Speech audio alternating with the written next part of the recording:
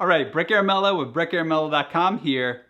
In this video, we're going to start by figuring out which drone you should buy. So you need to figure out what exactly is your budget for a drone. Is it $150? Is it $800? Is it $2,000? Now keep in mind there are a few accessories that you'll likely need when flying your drone, so you have to keep that in mind for your overall budget. I will talk about those accessories you need in part 2 or in the next video in this video series. Also, keep in mind that prices are likely to change over time, so click on the links below in the description for the most up-to-date prices. So in this video, there are different price categories based on what budget you have. There are so many drones I could mention, but for time and practicality, I've narrowed it down to 2 or 3 for each price category. To save you time and make it easier for you, you can skip ahead to the drones in your particular budget as seen right here.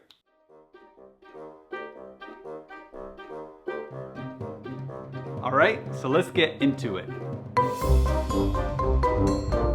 The first category is $150 and less. I would recommend the DJI Tello because DJI is the leading company in consumer drones. The Tello flies for up to 13 minutes and shoots 720 HD video and takes 5 megapixel photos. You can change the batteries easily, and it does some cool tricks like flips and throw it in the air and it starts flying. You could also land it in your palm. For just $99 and $150 for the combo, it's a great drone for kids, families, and those who want to fly mostly indoors. It will fly outdoors, but you're gonna have to fly on a non-windy day. Next up is the Holy Stone HS-161. This is more than a drone and a great deal at just $85. Its arms and legs fold up, turning it into a handheld camera for photos and video. It also has a powerful light that can be used like a normal flashlight, along with a USB port in the back, working as a phone charger. Thus, it is a drone, a handheld camera, a flashlight, and a charger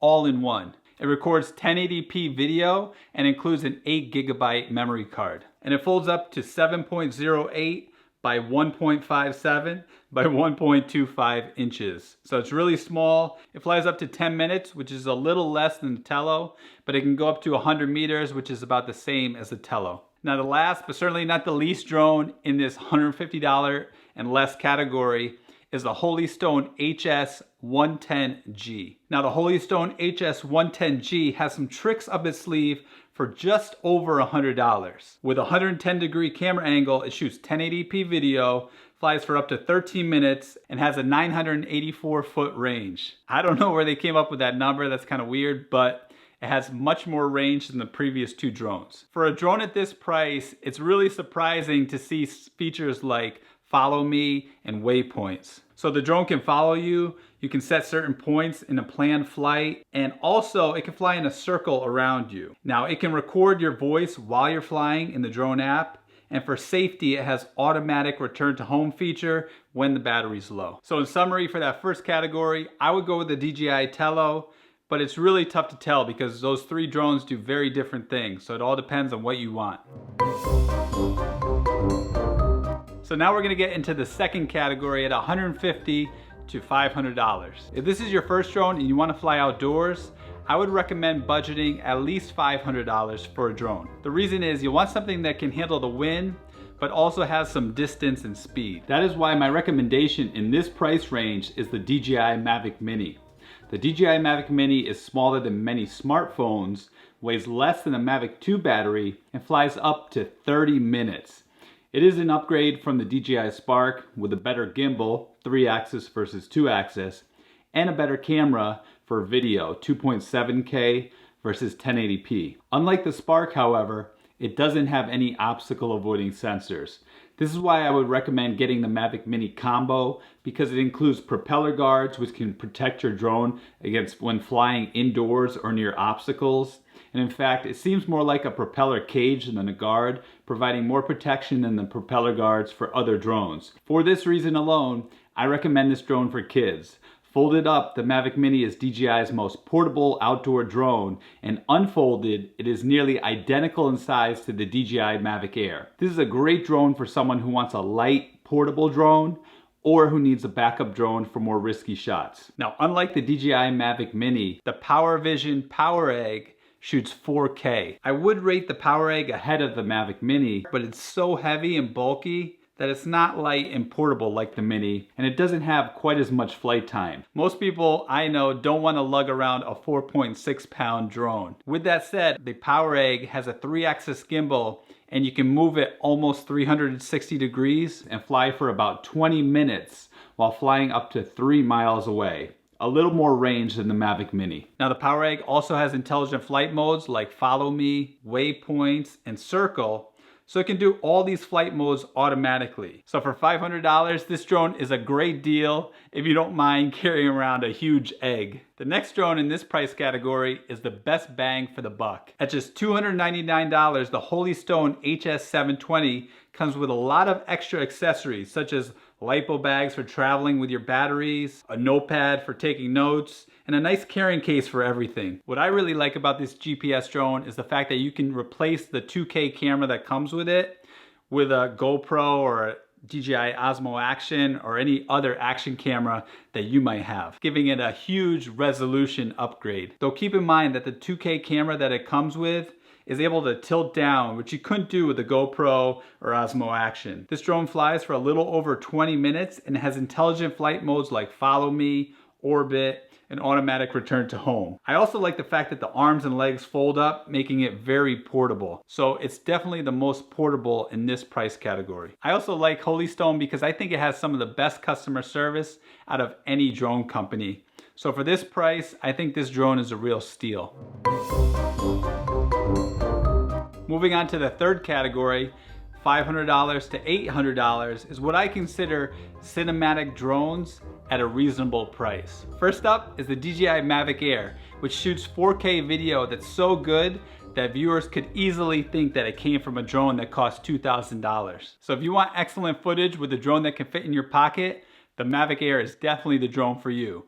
In my opinion, it's definitely the best portable travel drone. It also flies up to 42 miles an hour, can travel 2 miles away, and has intelligent flight modes like active track, which follows you around, boomerang, which comes towards and around you like a boomerang for cool cinematic effect, and asteroid mode, which flies up and makes the entire place around you look like a circular globe shape. The only thing I don't like about this drone is the flight time, which gets about a max of 20 minutes. Now the Mavic Air is also very stable and up to 20 mile per hour winds and can shoot 1080p video at 120 frames per second, which is great slow motion. Other than that, this is one of my all-time favorite drones. Next up is the versatile Parrot Anafi, which is the only portable drone that has a camera that can tilt up 180 degrees, so it can shoot straight up. It also has a 3-axis gimbal that shoots 4K HDR video with 100 megabits per second bit rate that zooms optically to 2.8 times from 26 to 78 millimeters for video. Now that bit rate is the same as the Mavic Air, so you're gonna get great footage from both of these drones, but the Parrot Anafi has an optical zoom feature which the Mavic Air doesn't. The Anafi can fly in winds up to 31 miles per hour and shoots 21 megapixel photos with an ability to fly up to 2 miles away. It also gives you up to 25 minutes of flight time, which is a little more than the Mavic Air, and it's still very portable for travel. Now last up in this price category is the Zeomai Fimi X8 SE. I hope I pronounced that right. Anyhow, this is a 4K drone that flies up to 27 minutes, so it's the longest flight time in this price category, while supporting a 3-axis gimbal, so you can get really smooth footage with a video bit rate of 100 megabits per second. So all three of these drones have the same bit rate of 100 megabits per second, so you're gonna get excellent video no matter which drone you choose. The Zeomai can fly up to 3 miles away and is lightweight and portable, and like its peers, it also has the follow me feature. So if you need a little extra flight time in this price category, this is the drone for you. All right, now we're moving up to my favorite category, the fourth category, from $800 to $1,500. Now in this price category, you can get a really professional drone, but at a consumer price. I would recommend only slightly over its peers, the DJI Mavic 2 Zoom. Besides its obvious ability to zoom from 24 to 48 millimeters optically, it can also fly up to 5 miles, shoots 4K footage up to 30 frames per second, and can fly 44 miles per hour. It's the same as its twin brother, the Mavic 2 Pro, only it has a different camera. This means obstacle avoiding sensors on all 6 sides, it can fly up to 31 minutes, and with advanced features like hyperlapse and a much improved active track. This is a tremendous option for anyone who travels because it easily folds up. The other drone in this category is the Autel Evo. The Evo is better value than the Zoom for what you pay for it. At around $1,000, it's the only drone that is portable and folds up with the ability to shoot 4K up to 60 frames per second. Remember, the Mavic 2, both the Zoom and the Pro, only shoot 4K up to 30 frames per second. So the Evo does 60 frames per second. It flies up to 30 minutes and can travel up to 4.4 miles away from the controller. It also has a 3.3-inch HD screen built into the controller, so you don't have to use your phone or device to fly. Now that's a huge feature. Other features include a 3-axis gimbal, front and rear obstacle avoidance sensors, and 12 megapixel photos. The last drone in this category is the world's best fully autonomous self-flying drone, the Skydio 2. Skydio guarantees that this drone will not crash and will repair or replace the drone if it happens during the first year. In this category, the Skydio 2 produces the best color in its images and can shoot 4K up to 60 frames per second and 12 megapixel photos. It also has a beacon, or what I like to call a magic wand, that allows the drone to follow you up to 1.5 kilometers away. With the remote controller, you get up to 3.5 kilometers range. This drone is portable, but doesn't fold up like its peers. It is also newer on the scene than the DJI or Autel, and it's an American company with the best artificial intelligence on the market. It could be the dark horse in this category, but some might view it as a one-trick pony. I would still go with the Mavic 2 Zoom because of its longer flight time, range, and reputation, but I'm sure DJI is working on another drone with comparable artificial intelligence.